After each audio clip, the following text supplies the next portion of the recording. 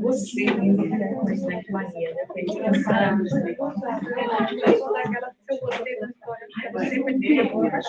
Não, mas não.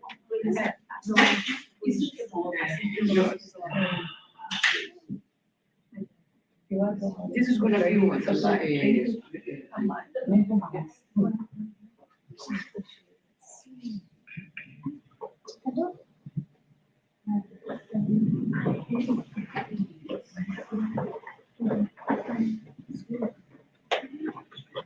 Boa noite a todos. Boa noite. Que a paz do Mestre Jesus esteja nos nossos corações. Hoje teremos, né, nossa palestra especial com Humberto Schubert. O tema da palestra... Qual o tema da palestra, Peter? Deus e o sentido da Fui vida. pega de surpresa. O propósito? Deus e o sentido da vida. Oh, mudou. Ah, tá vendo? I have skills, because they changed. Eles mudaram. Deus e o sentido da vida. Então, vamos fazer a leitura e depois a nossa prece. Vamos do livro... primeiramente, vamos dar, né, bem-vindos a todos, especialmente, né, as pessoas de outros centros, a Jussara e o João, né, que estão aqui conosco. Muito obrigada por vocês terem vindo, viu? Sempre uma alegria ter vocês aqui. Então, vamos, leitura dos livros Ceifa de Luz, número 12, A Senda Estreita. Porfiar por entrar pela porta estreita. Jesus, Lucas 13, 24. Não te aconselhes com a facilidade humana para a solução dos problemas que te inquietam a alma. Realização pelo trabalho. Vitória exige luta. Muitos jornadeiam no mundo na larga avenida dos prazeres efêmeros e esbarram no cipoal do tédio e da intemperança, quando não sucumbem sob as farpas do crime. Muitos preferem a estrada agradável dos caprichos pessoais, atendidos e caem, desavisados, nos fojos dos tenebrosos enganos, quando não se desempenham nos princípios de tardio arrependimento. Seja qual for a experiência em que situas na terra, lembra-te de que ninguém recebe um berço entre os homens para acomodar-se com a inércia, no desprezo deliberado às leis que regem a vida. Nosso dever é a nossa escola. Por isso mesmo, a senda estreita a que se refere Jesus é a fidelidade que nos cabe manter limpa e constante no culto às obrigações assumidas diante do bem eterno. Para sustentá-la, é imprescindível sacrificar no santuário do coração tudo aquilo que constitua bagagem de sombra no campo de nossas aspirações e desejos. Adaptamos-nos à disciplina do próprio espírito na garantia da felicidade geral, é estabelecer em nós próprios o caminho para o céu que almejamos. Não te detenhas nos círculos das vantagens que se apagam em fulguração passageira, de vez que a ociosidade compra, em desfavor de si mesma, as chagas da penúria e as trevas da ignorância. Porfia na renúncia, que eleva e edifica, enobrece e ilumina. Não desdenhes a provação e o trabalho, a abnegação e o suor. E em todas as circunstâncias, recorda sempre que a porta larga é a paixão desregrada do eu, e a porta estreita é sempre o amor intraduzível e incomensurável de Deus. Que assim seja. Então, vamos chamar Peter para fazer a prece inicial. Could you do the prayer, Peter?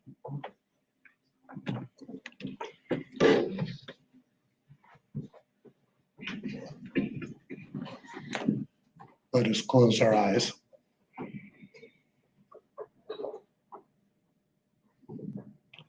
Dear God, dear Master Jesus,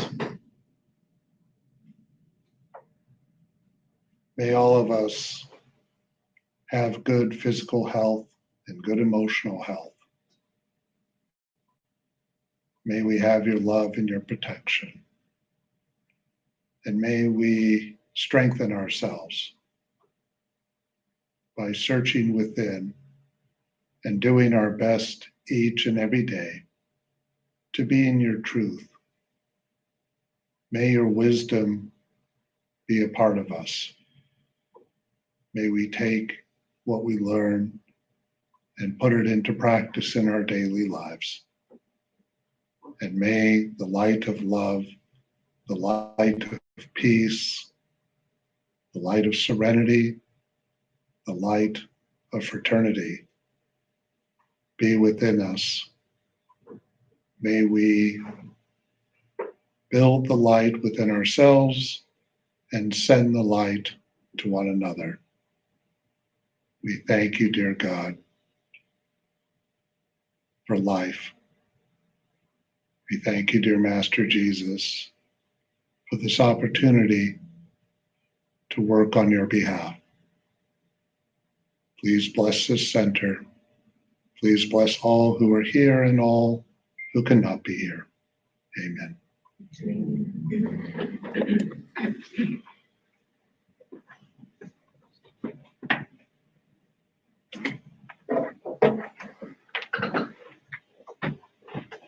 Caríssimos, muito boa noite, né? Prazer muito grande estar aqui.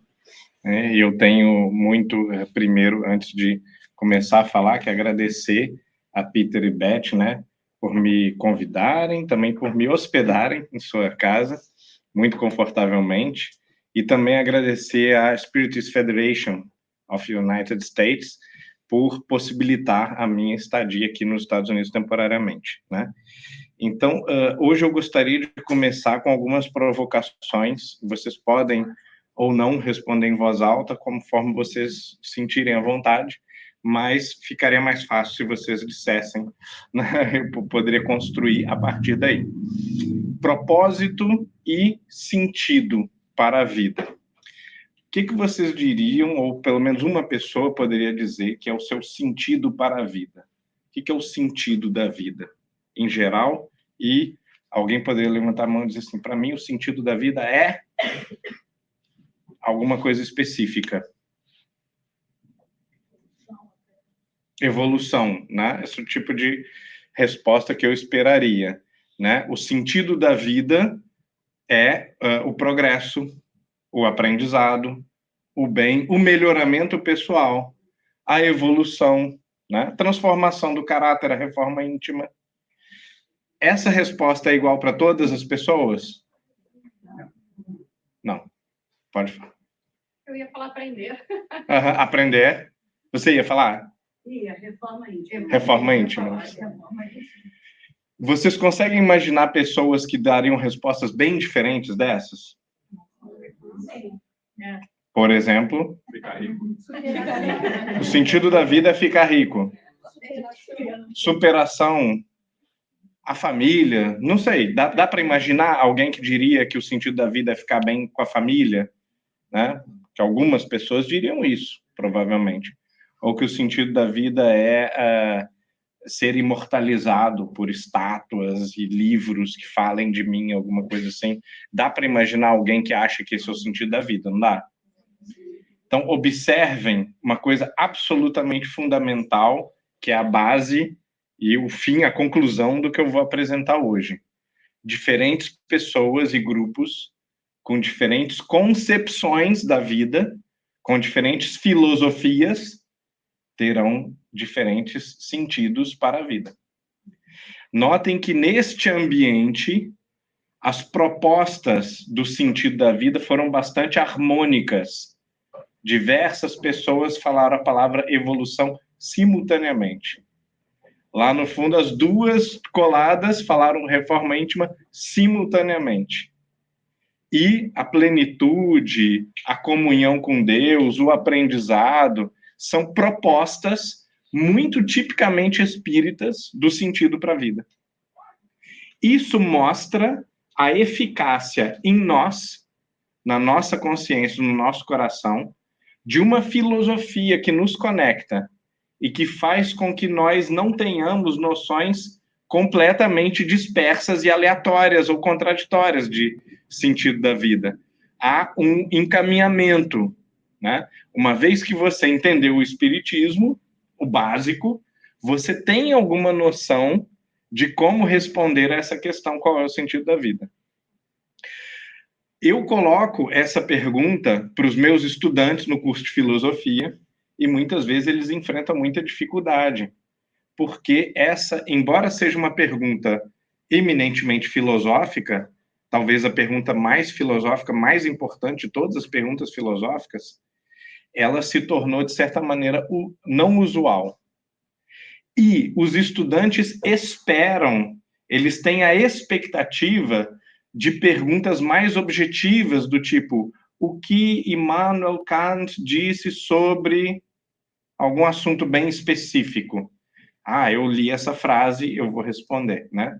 Aí quando você joga a pessoa uma pergunta do tipo, quem é você? Para onde você vai depois da morte? Ou qual é o sentido da vida? São perguntas filosóficas básicas, são as perguntas filosóficas, né? O aluno de filosofia tem muita dificuldade. E se o aluno de filosofia tem muita dificuldade, isso é um sintoma cultural. Eu aposto que a maioria das pessoas tem muita dificuldade com essas questões.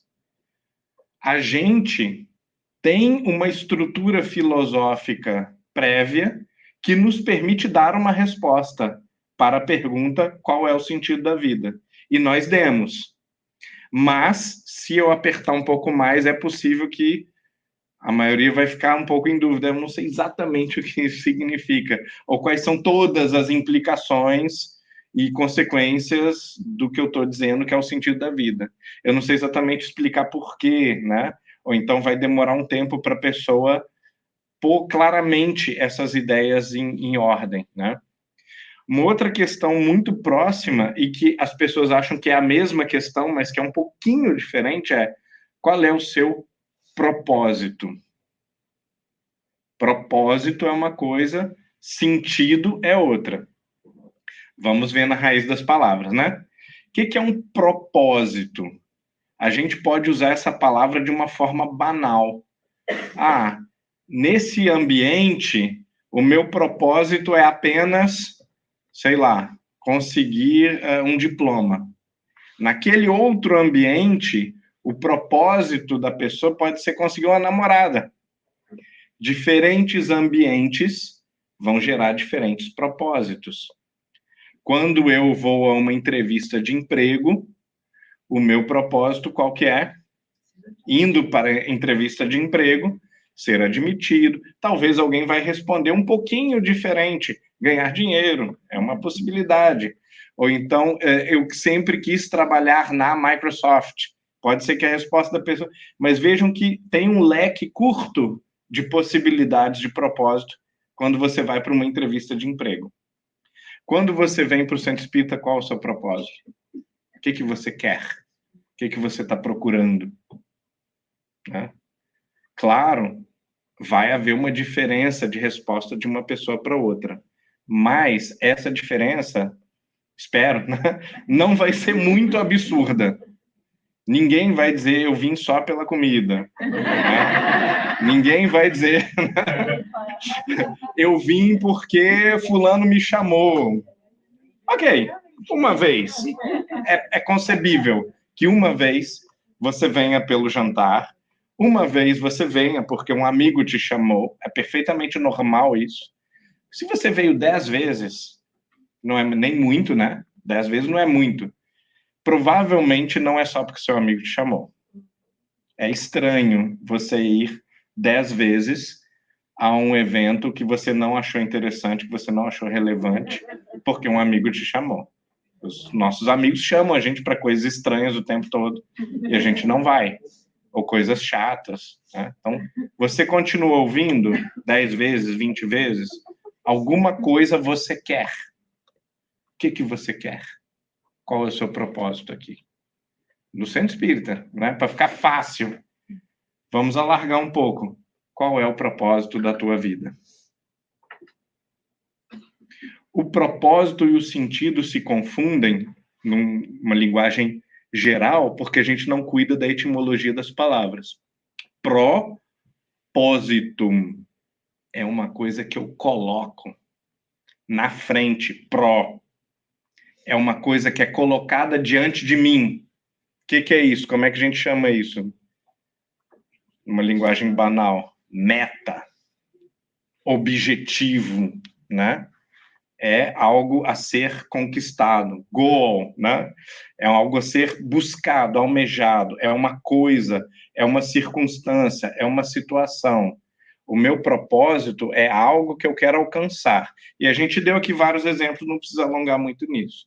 Sentido, no entanto, assim como na matemática ou na física a gente vê muito bem, né? É um vetor, é uma direção. Para quê? Para um propósito. Então, quando eu digo assim, esse é o sentido que eu vou pegar, eu vou desviar à esquerda e vou pegar outra avenida, né? Eu estou indo sentido a cidade tal. Essa pessoa, o que ela fala não tem sentido, né? Então, é uma coisa que não me ajuda a ir para lugar nenhum. Quando eu falo de sentido num sentido mental, eu quero dizer, o que você está falando me aponta para a verdade, né? Tem um meaning, né? Significa alguma coisa, tem um sentido claro, ou essa coisa que você está dizendo não tem nenhum sentido. Eu fico confuso, eu fico perdido, eu não tenho para onde ir. Isso é a falta do sentido, do vetor, da direção apontada, né?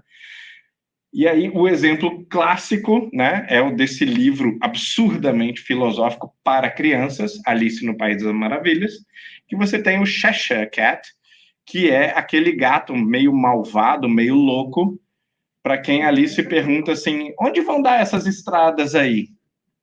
E aí o gato pergunta, para onde você quer ir? Onde as estradas vão dar é irrelevante, minha filha. Para onde você quer ir? Eu não sei, Alice diz, né? Se você não sabe para onde você vai, se você não sabe para onde você quer ir, não faz a menor diferença onde vão dar as estradas. Todas elas dão na mesma para você. Isso é o ser humano moderno. O ser humano moderno não tem sentido, porque não tem propósito. A cultura atual é uma cultura que relativizou, diluiu a nossa noção de propósito. Faz o que você quiser da sua vida, não é isso que a gente fala para os nossos filhos? Faz o que você quiser. Tanto faz. Não tem certo e errado, não tem bom e mal, não tem caminho. A gente acha que está sendo super bondoso, super liberal, né? Não, liberdade é a capacidade de escolher. Escolher o quê? Se a pessoa não sabe o que é bom e mal, o que é certo e errado. A pessoa só é livre quando ela tem o poder de impor a sua vontade dentro de um leque de opções e discernir racionalmente quais opções são as melhores para ela. Qual opção me fará feliz? Qual opção me fará uma pessoa boa? Qual opção me fará uma pessoa digna? Como é que eu vou eleger uma coisa tão difícil se eu digo para as pessoas, ou se as pessoas dizem para mim que tanto faz? Faça o que você quiser. O que der na telha é isso. Então vejam que é uma noção pervertida de liberdade. É o não caminho do gato com Alice, ali, totalmente perdido. Eu não sei o que é bom, eu não sei o que é certo, eu não sei o que é verdadeiro. Faça o que você quiser. Vá para onde você quiser. Tanto faz. Não existe em cima, nem embaixo, nem bom, nem mal, nem certo, nem errado. Nem verdadeiro, nem falso. Então, nós precisamos fazer um pouquinho melhor do que isso. A gente precisa ser liberal, obviamente, porque cada um constrói o seu destino, mas para as pessoas construírem o seu destino, elas têm que estar bem formadas. Porque nenhuma profissão, que é uma coisa muito inferior à vida, a gente exerce sendo totalmente ignorante. A profissão exige você dirigir. Se você for péssimo dirigindo, você não pode exercer aquela profissão, né? Se você for um médico horrível, que não sabe nada de medicina, você não pode exercer a medicina. Como obter a felicidade com menos preparo, menos reflexão, menos cuidado, menos sabedoria do que o exercício de uma profissão, que é uma coisa infinitamente mais banal do que o sentido da vida ou a felicidade. Então, esse deveria ser o nosso ponto, nossa preocupação máxima na vida. Se como ser feliz é mais importante do que ter um salário e dirigir um caminhão ou tirar um diploma de medicina, né? Se eu posso tirar um diploma de medicina e ser infeliz, e eu não quero, o que eu quero é, mais do que o diploma, eu quero ser feliz, né? Felicidade é um bem supremo, muito maior do que qualquer interesse que você possa ter mundano. Então, se esse é o bem supremo, se esse é o propósito supremo da vida, estou aqui supondo que seja, né? Para muitos, pelo menos, para a maioria, né? Então, a gente deve se preparar cuidadosamente para escolher em quais sentidos a nossa vida vai apontar para a felicidade. De que maneiras a minha conduta, de que maneiras o meu pensamento, o meu sentimento, o meu viver, de que maneiras as minhas companhias me ajudam a ser feliz ou me ajudam a me desgraçar.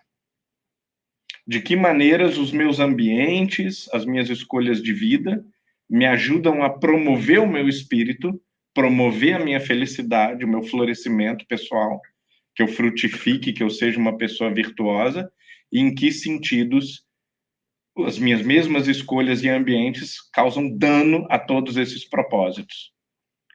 E vão, na verdade, ajudar a construir propósitos maléficos. Porque há momentos da vida de desespero, de confusão, de enlouquecimento, que a gente vai ter maus propósitos. Por exemplo, se causar mal, é um propósito. Eu quero fazer isso. É uma coisa horrível, eu vou fazer. É um propósito. Eu quero usar droga, sei lá.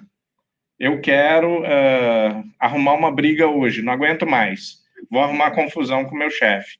Vou rolar no chão com o colega, que ele é insuportável. É um propósito. Você saiu de casa com ele, né? Qual que é o sentido que isso vai dar para o seu comportamento? Qual que é o direcionamento que isso vai dar para os teus atos? Para o teu próprio espírito? As sensações que você vai ter ao longo do dia? As coisas que vêm à tua cabeça, as intuições para as quais você está aberto? Tudo isso vai mudar segundo o propósito com o qual você saiu de casa. Mas uma outra questão capital, então, é se há vários propósitos possíveis, como eleger o propósito supremo, né? E aí a gente vamos procurar nos super sábios. Um grande sábio, por exemplo, era Sócrates, que foi imitado por Platão, que vai dizer, você tem que tomar cuidado principalmente com as suas companhias. Porque há companhias que, amando o bem, elas querem o melhor para você, e há companhias que, como não amam o bem, amam o mal, elas querem o pior para você.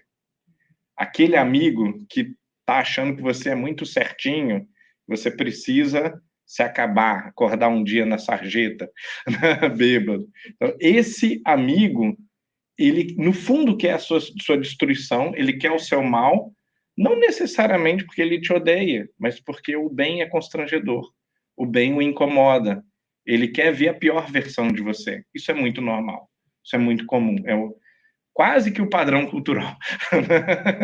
Só que as pessoas não acham que querem o seu mal. Elas querem que você seja normal, que você se ajuste, que você siga a tendência cultural, né? E ao se ajustar, você se causa mal, né? Então, isso é um propósito possível. Propósito bom, o propósito mau. Aristóteles disse o seguinte, o que todos querem é a felicidade. né? O criminoso quer a felicidade. Como que ele acha que é a felicidade? Roubando, matando, né? Você me incomodou, me irritou, né? Vou lá, te mato, né? Ele, nesse gesto, claro que ele sabe que ele está causando mal para o outro, mas ele acha que está causando bem para si mesmo. Essa pessoa me ofendeu. Ela fez uma coisa inaceitável. Eu fui lá, não aceitei. Limpei a minha honra. Alguma coisa assim. Ou então ele estava me devendo. Eu precisava mostrar para ele que eu não sou fraco. Para todo mundo saber que não pode me dever dinheiro. Tem que pagar o que deve, né? Então, nesse movimento, o criminoso ele está certo de estar obtendo a felicidade para ele. Está construindo a própria felicidade. Então, Aristóteles vai dizer, a diferença entre o bom e o mal, o feliz e o infeliz, é que o bom, ele conhece os caminhos corretos para obter a felicidade. O mal, ele está confuso, ele é ignorante, ou ele está enlouquecido, né, enraivecido, amedrontado, então ele escolhe maus caminhos para obter a felicidade. Todo mundo quer a felicidade. O sábio é o que sabe e escolhe os bons caminhos. Então, é preciso exercitar a sabedoria. É preciso nos exercitarmos no discernimento do que é o bem e o mal. Quais são os caminhos para se obter o bem? Quais são os caminhos que conduzem ao mal para a gente evitar? Qual é o método para nós obtermos a virtude e evitarmos os vícios e os males, os defeitos? E, de posse dessa sabedoria, temos a força, o ânimo de construirmos esse caminho da virtude, do bem e evitar o vício e o defeito, tá? Então, essa é a conclusão de simplesmente Aristóteles, que criou, entre outras coisas, a biologia, a gramática e a lógica, né? Coisas completamente diferentes, e a mesma pessoa simplesmente enxergou na realidade uma série inumerável de problemas, né? Para alguns também é o criador da física, a física dele tinha alguns defeitos, então alguns vão dizer que não, que na verdade foi só na época de Galileu que a física foi criada, mas também fez uma série de outras inovações tremendas. Sem dúvida nenhuma, um missionário desses que estava dando aula nas estrelas lá para os anjos, e aí Jesus falou assim, olha, tem uma notícia muito ruim para você. Está convidado para, né, ensinar alguma coisa para um povo que não quer aprender nada, que resiste de todas as maneiras à virtude, ama o vício com paixão e tal.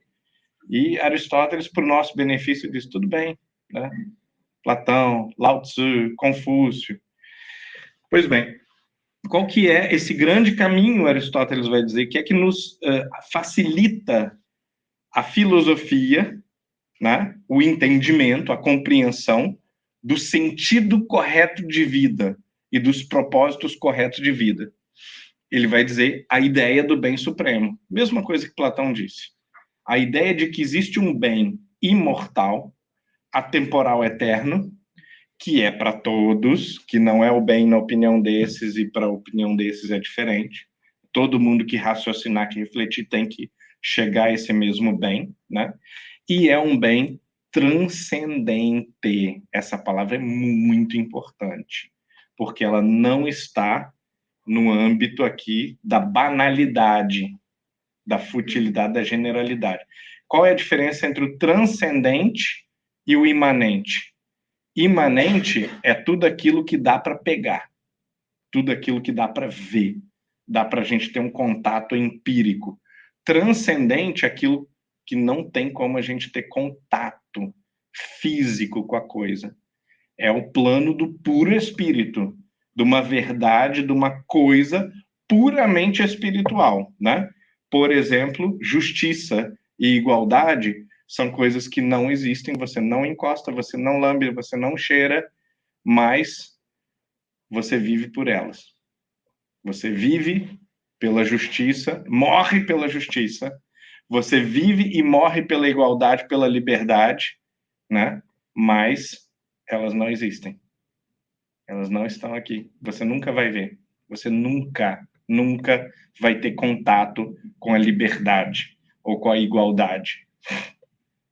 Pois bem, Deus é algo igualmente de suprema transcendência, tá? Para além do mero existir ou da presença física, é algo que é do puro espírito, ou, na linguagem de Platão, é uma ideia, né? É uma ideia, uma pura maneira de ser, um puro padrão que se impõe sobre aquilo que é material, que existe, e que você tem contato porque tem corpo, tem presença física no tempo e no espaço, né? Mas a desgraça das coisas que têm corpo é que elas passam, elas somem, né? Se é vivo, morre. Se é sólido, desmancha. Se está desagregado, junta, cola, né? É esmagado, sei lá. Várias coisas podem acontecer com corpos. E porque essas coisas acontecem o tempo todo e os corpos estão sempre em movimento, nada é certo, nada é eterno, nada é sólido. Tudo desmancha no ar. Essa é a natureza da imanência, da forma de vida física material. Então, o que a gente quer, Aristóteles vai dizer, é a transcendência. Mas aí alguém poderia virar e dizer assim, tá, mas eu tenho que acreditar nisso, né, só porque você está dizendo, ou só porque o grande Aristóteles disse e tal. Então, um dos bons argumentos que a gente pode levantar, e que é a base da filosofia kardeciana, é a noção de uma perenidade da filosofia, que a sabedoria ela é perene, ela é universal e, portanto, ela tem que aparecer em todos os lugares, em todas as épocas. Porque se eu estou falando uma coisa que é verdadeira, os povos do Peru, ou os astecas, ou os xamãs da Sibéria, ou os nigerianos, ou os etíopes, ou os árabes, ou os chineses, eles têm que ter tocado a mesma verdade. Coisas naturais, coisas que realmente estão ali, que são fato, são reais, e não puras ideias. Agora, se é tudo inventado, como a gente muitas vezes acha, né? A religião desse povo é inventada, eles criaram um Deus que não tem nada a ver, aí, quer dizer, talvez nada daquilo valha nada, ou talvez só uma religião seja verdadeira e todas as outras são do demônio. Foi assim que a gente pensou por muito tempo. O pensamento filosófico, ele é um remédio, um tipo de vacina contra essa maneira de pensar, de que tem um grupinho que tem a visão certa da vida e todos os outros são completos imbecis, loucos ou demônios influenciados pelo diabo. Parece um exagero, mas é isso que algumas religiões dizem. É isso que algumas filosofias dizem. Então, a filosofia profunda, filosofia mais racional, e que é a linha de Kardec, é apresentar sempre a ideia de que mediunidade não é uma invenção nossa. Mediunidade é uma coisa que existe e que eu vejo no xamã da Sibéria, no xamã do Peru, no xamã da Austrália, e no yogi, e no mestre taoísta, e todo lugar. Todo ser humano tem que ter, pelo menos o princípio daquilo. Reencarnação não pode ser uma ideia tirada da cartola no século XIX. Tem que ser algo que eu olho para os outros povos e identifico. A existência de Deus, né? E se Deus é essa fonte doadora de propósito suprema, a gente tem que encontrar Deus em todas as culturas. Mas algumas filosofias relativistas, né, noções assim do culturalismo, de um culturalismo, multiculturalismo de propaganda, vão dizer assim que não, essa ideia não acontece em outras culturas. Vamos analisar se não acontece. Vamos pegar a cultura que é considerada uma das mais neutras religiosamente, das que não apresenta a ideia de Deus, que é o taoísmo. Vou falar brevemente do taoísmo para ver se essa noção não aparece. Então, no taoísmo, a gente tem algumas noções que a minha memória pode falhar, então tem uma colinha aqui, né? São muito parecidas com as noções tanto da filosofia de Aristóteles quanto com as noções cristãs que a gente bem conhece, que a gente está acostumado e que é a metafísica que a gente tem quando a gente tem uma formação cristã. né? Existe o Zirin, que é o eterno, aquilo que é não nascido. E é exatamente por essa propriedade que o tal, Deus, né, o absoluto, o inominável, é também considerado a mãe de todas as coisas. Por que é a mãe de todas as coisas? Porque veio antes de todas as coisas. É a condição de nascimento de todas as coisas. Então, o tal não é Deus, mas é o fora do tempo, ou é a mãe de todas as coisas. Existem dois céus para os chineses. Existe o Tian, que é onde os aviões voam, e existe o Tianpi, que é o céu divino. Então, notem que eles têm a noção da transcendência. Existe o céu, onde estão as nuvens e os aviões e os pássaros. E quando eu falo do céu com C maiúsculo na cultura cristã, todos os povos sabem que não é o céu literalmente. Por isso, aquele deboche materialista de que o avião voa e não acharam nenhum anjo em cima da nuvem. Ou então o astronauta subiu lá muito alto na órbita da Terra e não encontrou Deus, né? Quer dizer, isso é extremamente ridículo, porque não existe nenhum religioso sério que acha que o céu celestial é a mesma coisa do espaço físico onde estão as nuvens, os pássaros, os aviões. Bom, existe uma outra propriedade do tal, né, que é muito parecido com a de Deus, que é não ter nenhuma forma, que é Wu Xin, que é o vazio da forma, a ausência total de forma, ou seja, não tem rosto, não tem corpo, está em todas as coisas, está em todos os lugares, mas está de uma forma transcendente, né? Existe também duas propriedades do sábio, né? O sábio, quando ele se adequa ao tal, ele se torna divino. Então, ele tem a propriedade de wu wei, que é não agir ou não interferir, não quebrar a ordem do fluxo cósmico, né? O sábio entende que existe um fluxo cósmico, existe uma realidade ordenada. Se é ordenada, é inteligente, né? Se a realidade é inteligente, não pode ser um ateísmo ou um materialismo de fato, né? E então o sábio se adapta, né? Ele se adapta a essa realidade ordenada. E por fim, ele tem uma outra propriedade que a gente precisa exercitar, que é a mesma de Aristóteles, né? De desenvolver as virtudes, desenvolver os hábitos corretos, as maneiras corretas de obter a felicidade. Lembra dessa? Os taoístas, sem nenhum contato, né, separados a 10 mil quilômetros de distância, por grandes montanhas e desertos, eles vão ter o conceito de Ziran.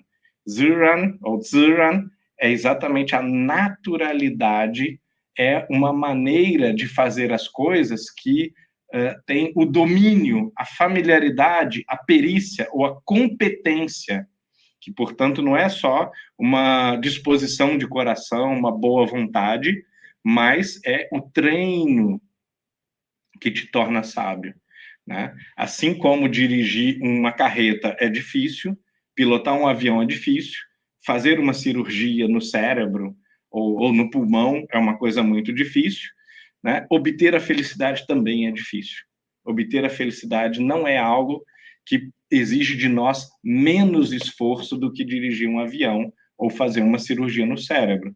Então, exige esse investimento de vidas, de múltiplas vidas, para a aquisição de certas competências, certas familiaridades, principalmente morais, né? A justiça, a conscienciosidade, a generosidade, a caridade, o amor ao próximo, a paciência, troço bem difícil, né? A tolerância. Depois que você adquire todas essas faculdades dificílimas de adquirir, aí você tem naturalidade. Ai, que loucura, Lao Tzu. Então quer dizer que eu primeiro preciso treinar por 10 mil anos, né? Milhares de vidas, para depois ser natural? Eu já não nasço natural? Aí a gente volta àquela mesma questão, né? Qual é o seu propósito? Qual é o sentido da vida, né? Quando os jovens de hoje perguntam, faça o que você quiser. Não é por aí. Naturalidade não é isso. A naturalidade é a virtude. A naturalidade é uma familiaridade, é uma competência que é desenvolvida em harmonia com a ordem cósmica. É só depois que eu entro na posse, né, digamos assim, dos atributos do reino de Deus, que eu estou em contato com a origem da vida e da realidade. É só aí que eu, né, de volta à casa do Pai, depois da jornada do filho pródigo, eu entendo e eu me adapto àquele ambiente que é meu.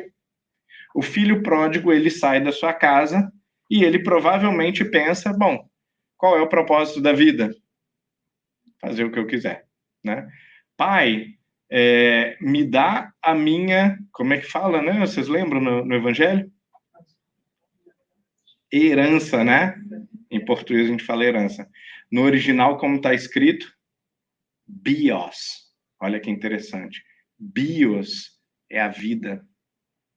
Pai, me dá um pedaço da tua vida. Separa para mim um pedaço da tua vida e eu quero viver a minha. Bios, por essa mesma razão, também pode ser um sítio ou uma fazenda, né? Mas é porque é uma unidade vital que permite produzir a vida. Os frutos, os animais, né, os grãos que ali eu vou produzir, eles são vidas. Então, a bios é uma herança, é uma propriedade, é um poder, é um direito, mas vocês sabem que essa parábola fala de Deus, né? Não é um fazendeiro com seu filho. E vocês sabem que o filho pródigo são todas as pessoas, não é uma pessoa, não é um tipo de pessoa e eu não estou nesse grupo. Não, o filho pródigo são todas as pessoas. O filho mais velho são todas as pessoas, né? Nós temos essa ambiguidade da rebeldia contra a lei divina e do ressentimento contra a lei divina. A ambiguidade dos dois filhos. Então, quando o filho mais jovem, corajosamente, por isso que na parábola ele acaba, de certa forma, superando o filho mais velho, que é o ressentido que fica reclamando, não faz nada errado por covardia e depois cobra tudo do pai, né?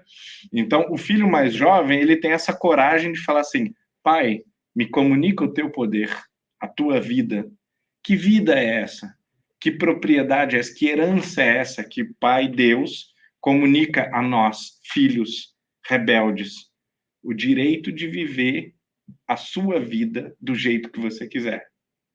E é claro que Deus dá isso, porque, na verdade, esse direito ele é comunicado automaticamente, sem que você precise exigir ele jamais de Deus, pelo simples fato de que você é filho de Deus, pelo simples fato de que geneticamente você já herdou todos os poderes de Deus. O principal deles, a principal característica, a liberdade.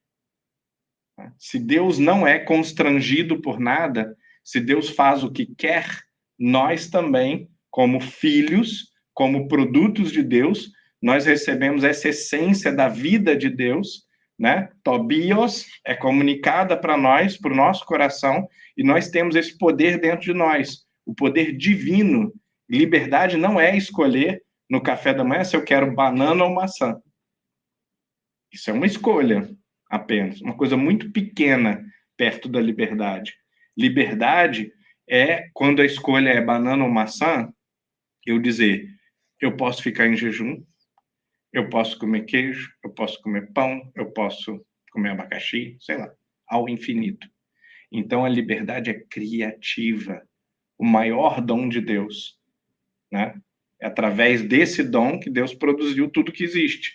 Sem esse dom, nada haveria, nada teria sentido, né? Ao ser criativo, o ser humano é eminentemente livre. E o ser humano é criativo desde a concepção. O ser humano não apenas escolhe entre dois caminhos dados, ele inventa um terceiro, um quarto, um quinto caminho para a sua vida. Ele constrói o seu destino. Onde não havia nenhuma estrada, ele constrói uma estrada. Ele propõe uma ponte né? As pontes da vida não nascem feitas, né? Esse é um tema pelo qual a gente passou muito hoje, né? Muitas pontes, né? Então, o mundo, né, que Deus nos dá para viver, a vida que Deus nos dá para viver, é uma vida onde não há estradas nem pontes, nem marcos, nem orientação, nem placas. Então, como nós escolhemos o sentido das coisas? Como que nós entendemos o sentido da vida nesse mundo que é marcado fortemente pela liberdade? Então, eu vou entrar num tema muito específico deste livro, não sei se dá para ver aqui, Idealismo e Romantismo.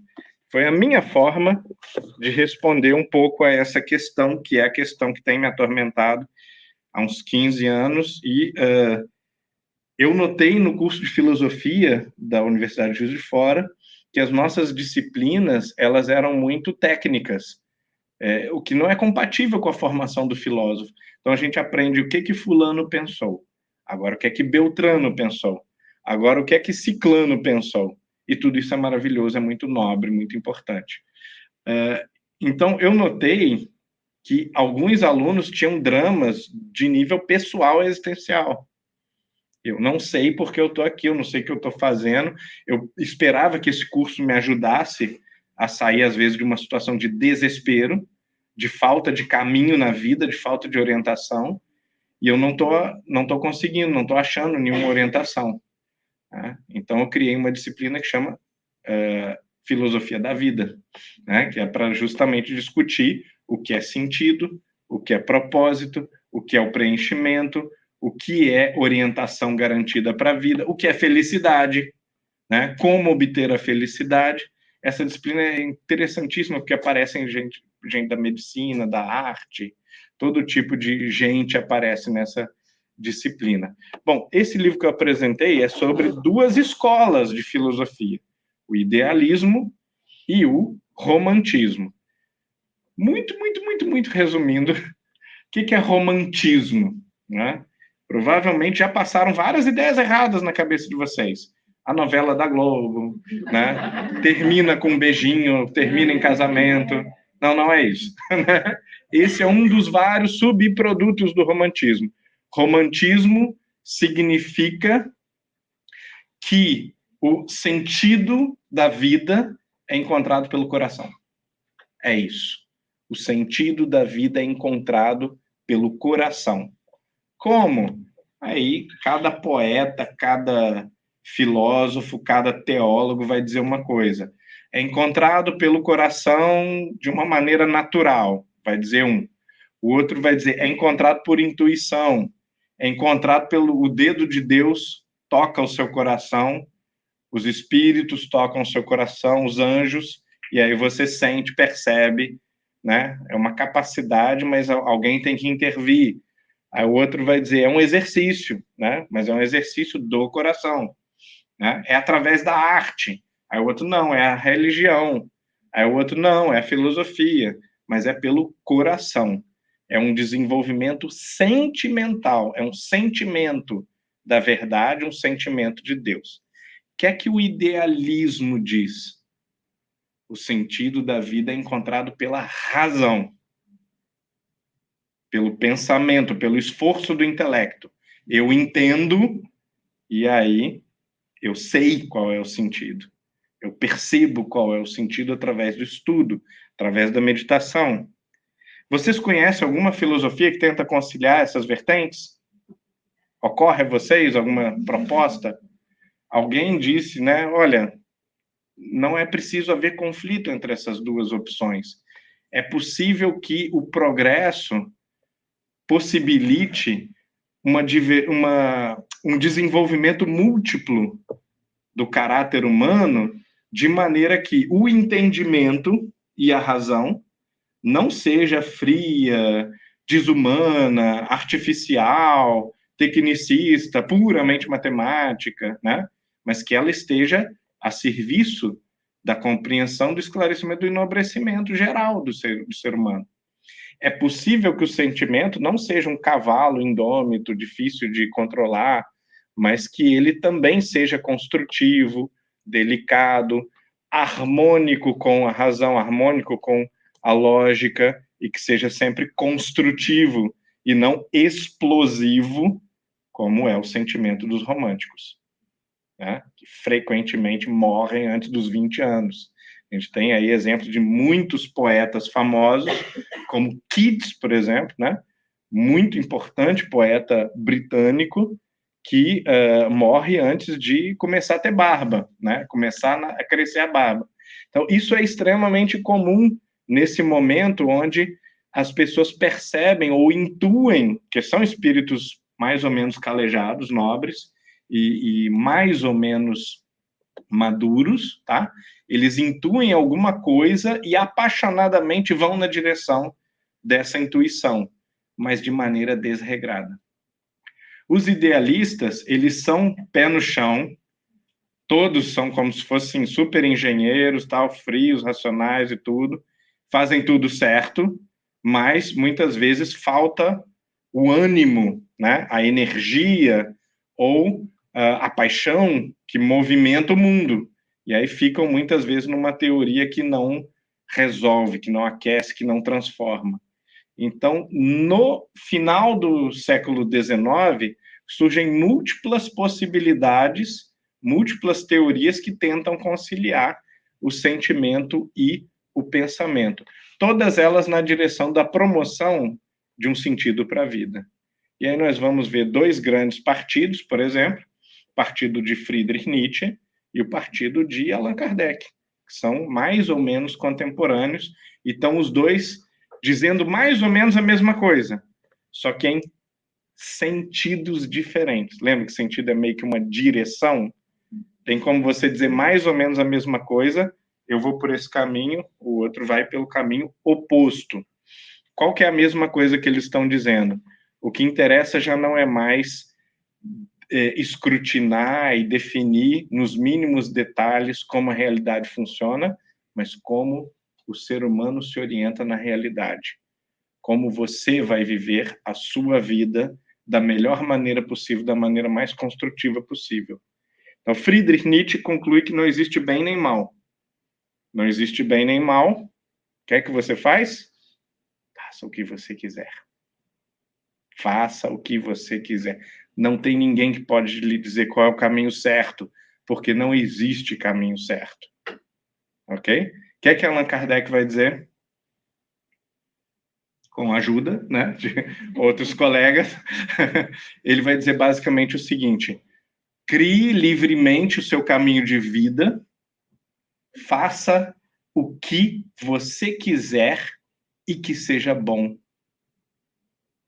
E que seja algo que promove um senso de verdade, de irmandade, de solidariedade. Viva de qualquer maneira moral que você quiser.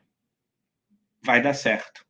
Não existe um caminho pré-determinado para cada um de nós, nem para nenhum de nós especificamente. Nós podemos, nesse exato momento, dizer, quer saber? Acho que eu não vou voltar para o meu departamento, vou abandonar o emprego e vou me dedicar à música. É possível, é perfeitamente viável fazer isso.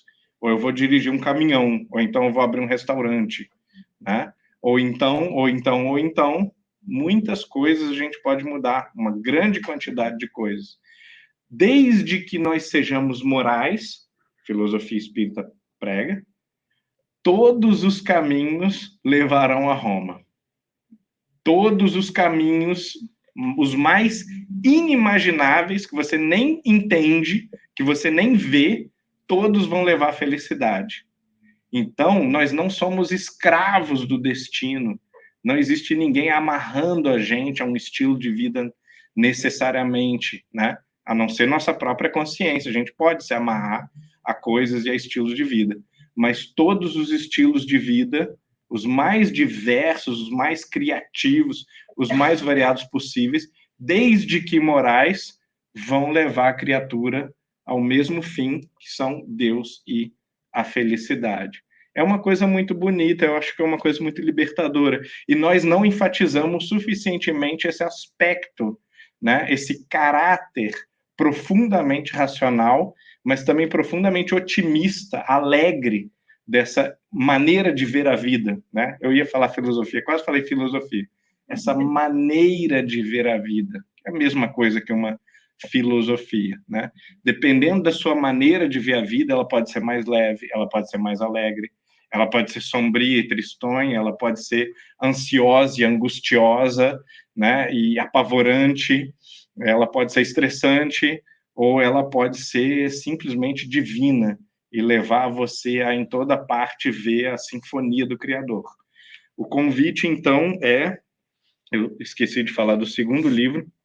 Esse, eu não sou autor dele, mas eu tive o imenso prazer, o imenso privilégio de ser o editor da amiga Catarina Rochamonte, que escreveu esse livro psicográfico de um espírito que é um filósofo, né, que é um pensador espiritualista e que, depois de falecido, veio a estudar cada vez mais o espiritismo e oferecer uma leitura filosófica do espiritismo, né? Muito pouco na linha do que vocês acabaram de ouvir. E pelo título já se vê, né? Ergue um templo na tua alma. O livro fala, nas múltiplas mensagens desse filósofo do além, né, da construção de um altar interior, de um estilo de vida, de uma maneira de ver o mundo que torne a sua vida e a sua alma, na verdade, o grande templo que é o propósito do espiritismo, muito mais do que qualquer centro físico, né, o local de encontro que tem apenas o propósito de nos levar ao erguimento desse templo interior, dessa morada interior do divino, do sagrado, da luz de Deus. Carlos, muitíssimo obrigado pela sua paciência, e se nós tivermos aí um tempo aí durante o jantar para conversar mais um pouquinho, para mim é uma felicidade. Meu forte abraço.